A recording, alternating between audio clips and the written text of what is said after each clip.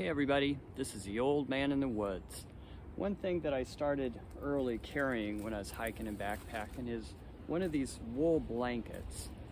It is a little bit of a weight, but I've used it so many times. I've folded it up and sat on it when it's cold. I've kneeled on it, making a fire. When I camp, I fold it in half and put it underneath my sleeping pad just to create another layer between me and the ground. And it's also nice when I'm in my hammock because I lay on that in my hammock. It's just a handy thing to have. One of the best things though is of an evening when the sun goes down and it starts to get chilly, if you don't have a coat with you, one thing that I like to do is to take it lengthwise like this, and I just have a big safety pin that I use to hook it in one place,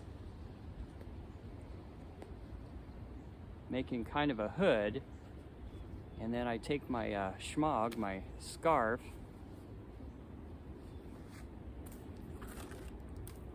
wrap that around my waist, and that kind of holds it in one spot.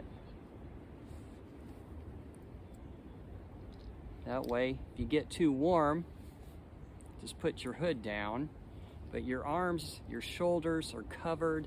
You can still use your hands for whatever you need to do, and it's just a handy way to wrap up and stay warm when it starts to get too chilly. You know, I know what you're saying. You kind of have that Druid Jedi Knight thing going on, but trust me when I say, when you're cold and you have a way to get warm, you don't much care what you look like, as long as you're covered. Psalm 32:1 said, Blessed is the one whose transgressions are forgiven, whose sins are covered. I pray today that you are one whose transgressions are forgiven, whose sins are covered. If not, I pray that you'll accept that free gift of salvation that Jesus offers. I pray that you're not one who thinks that you've done things that just can't be forgiven. That's a lie of the enemy that's hoping to keep you from salvation. Or maybe you're one who thinks your transgressions are forgiven because your parents go to church or your grandparents went to church. That's just not true either. Forgiveness, salvation is a personal choice that you make between you and God.